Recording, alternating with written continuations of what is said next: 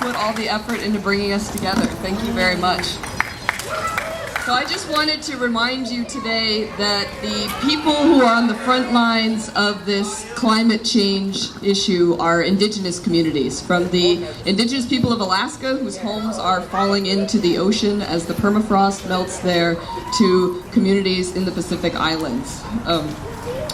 And so as the sea levels rise, as drought increases, so I work with native farmers from around the country who are worrying about whether their heritage seeds will continue to grow as the climate changes. So we're talking about how do we trade our seeds north at this point, because seeds that have grown very well and are very adapted to very localized climates are no longer going to be able to grow. I stood with water protectors at the camps at Standing Rock this past winter in an effort to keep an unnecessary oil pipeline from passing under the Missouri River, which is a water source for thousands and thousands of people. And the response to peaceful people standing there praying that this would not happen was that we were shot with water cannons and rubber bullets and mace and tear gas. Their DAPL security kept sniper rifles trained on us the entire time and hired goons in Humvees there to make sure that this pipeline was forced through.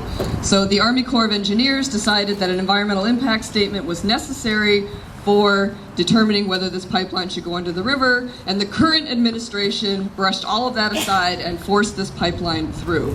So now, this coming May, there will be oil set for export, not for even domestic use, and the burning of this oil will hasten climate change. So I asked, do we want to be part of a country that when you stand up and voice your opposition to things, you are held at gunpoint? Because this